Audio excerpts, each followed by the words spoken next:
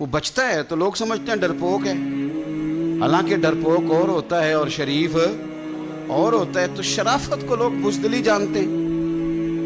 نبی پاک صلی اللہ علیہ وسلم کے صحابی حضرت سعید بن زید رضی اللہ تعالی اور عشرہ مبشرہ صحابی حضرت عمر کے بہنوئی ہیں، اور یہ حوالہ میں آپ کو مسلم شریف سے عرض کر رہا ہوں۔ حضرت سعید بن زید رضی اللہ تعالیٰ عنہ وہ خوبصورت آدمی ہیں جنہیں دنیا میں چلتے پھرتے میرے نبی پاک نے جنت کی بشارت عطا فرمائی۔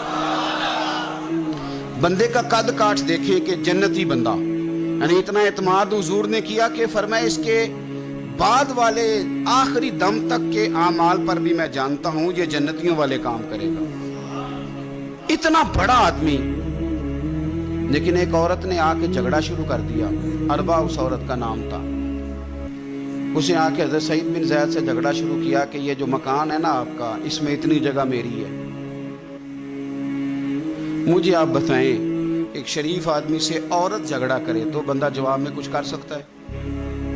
اب میری بات کو سمجھیں، آپ شریفوں کی مجبوریاں تو سمجھیں کتنی زیادہ ہیں۔ بھئی ایک عورت آ گئی، اس نے دعویٰ کر دیا، اب بلا وجہ انسان کٹہرے میں کھڑا ہو جاتا ہے۔ یہاں کو بندہ آگے کہہ دیتا ہے، کہتا ہے جی میں نے 20 لاکھ روپیہ لینا ہے، تو شریف آدمی ادھر کیا کرے گا؟ وہ تو مفت میں، اور دائیں بائیں بیٹھے لوگ ویسے ہی پریشان ہو جائیں گے کہ پتہ نہیں کوئی بات ہوتی ہے تو کوئی آتا ہے نا۔ اس نے کہہ دیا کہ مکان میں میرا حصہ ہے، اور کہہ کسے دیا؟ اسے جن کے اعمال کے صحیح ہونے کی گواہی مدینے والے رسول نے عطا فرمائی۔ اس نے کہا جناب یہ مکان میں میرا حصہ ہے۔ اب حضرت سعید بن زید رضی اللہ تعالیٰ عنہ فرمانے لگے یہ زمین اسی کو دے دو، ختم ہو گئی بات۔ شریف آدمی کیسے جھگڑا کرے؟ اب میں آپ کو ایک بات بتاؤں، اگر اس طرح بھی بندہ کر دے تو باتیں پھر بھی ہوتی ہیں۔ لوگ کہتے ہیں بلا وجہ تو نہیں نہ دے دی، ایسے تو نہیں نہ کوئی دے دیتا 4 مرلے، او بھائی ایسے تو نہیں نہ۔ فوراً فرمایا حضرت سعید بن زید، فرمایا دے دو اسے۔ تو آپ کے اہل خانہ کہنے لگے حضور جب آپ اسے کیوں دے رہے ہیں؟ فرمایا تم دے دو۔ میرے نبی پاک صلی اللہ علیہ وسلم نے فرمایا جس نے ایک بالشت زمین پر ناجائز قبضہ کیا، اللہ قیامت کے دن 7 زمینوں کا توق بنا کے اس کے گلے میں ڈال دے۔ فرمایا اٹھانے دو اسے، توق اسے اٹھانے دو۔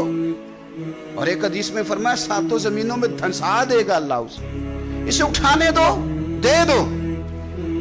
لیکن تکلیف تو ہوتی ہے نا۔ اب یہ نہیں ہے کہ کہاں سے اتنا حوصلہ بندہ کرے، دل تو ٹوٹ جاتا ہے نا کہ یار میرے اوپر اس طرح الزام لگانا، اور اس طرح کسی شخص کے بارے میں وہ بندہ جس نے زندگی تقوی میں گزار دی اس پر اتنا گھنونا الزام لگا دینا۔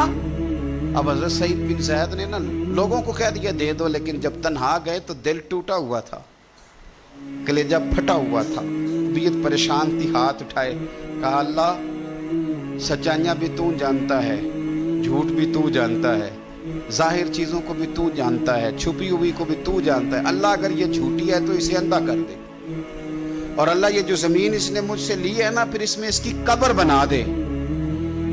بعض شارحین نے لکھا ہے کہ حضرت سعید بن زید تو پہلے وصال کر گئے، لیکن وہ عورت زمین تو لے لی، گھر میں رہتی تھی پر اندھی ہو کے رہتی تھی، ڈھونڈتی پھرتی تھی، دائیں بائیں جاتی تھی۔ تو لوگ اسے کہتے تھے کیا بنا؟ کہنے لگے کچھ نہ پوچھو، مجھے سعید بن زید کی دعا لگ گئی ہے، مجھے لگ گئی دعا۔ تڑپتی تھی، روتی تھی، کنواں کھدوایا ہوا تھا، امیر لوگوں نے گھر میں کنواں کھدوایا ہوا تھا، تو یوں لگتا ہے کہ پانی بھی کوئی نہیں پلاتا تھا، کوئی نواسا نواسی پوتا پوتی بھی قریب نہیں آتا تھا۔ پانی پینے کے لیے کنویں میں گئی تو اندر ڈوب کے مر گئی۔ اس کا گھر ہی اس کی قبر بن گیا۔ دیکھیں نا لوگ اس وقت سمجھ رہے ہوتے ہیں کہ جناب دیکھا نا میرا پتہ چل گیا، ہنس رہے ہوتے ہیں کہ دیکھا میں نے کتنا رسوا کر دیا، دیکھا پھر فلانا کتنی منتیں کر رہا تھا، دیکھا، اور تمہیں پتہ نہیں۔ تم کیا سمجھتے ہو کہ جس کو تم نے رسوا کرنا چاہا اس کا کسی جو ہے وہ وزیر مشیر اور بڑے آدمی سے تعلق نہیں تھا تو وہ تمہارے ہتھے چڑھ گیا؟ یاد رکھنا اگر اس کا وزیروں مشیروں سے تعلق نہیں نا غریب کا، تو اللہ ولی الذین آمنوا، اللہ تو وارث ہے کہ نہیں مومنوں کا؟ اللہ تو وارث ہے کہ نہیں مومنوں کا؟ نبی پاک تو والی ہیں کہ نہیں اپنی امت کے؟ تو تم کس طرح سمجھتے ہو کہ بندہ اور وارث شاہ مان کری نہ وارثہ دا رب بے وارثہ کر کے مار دئی.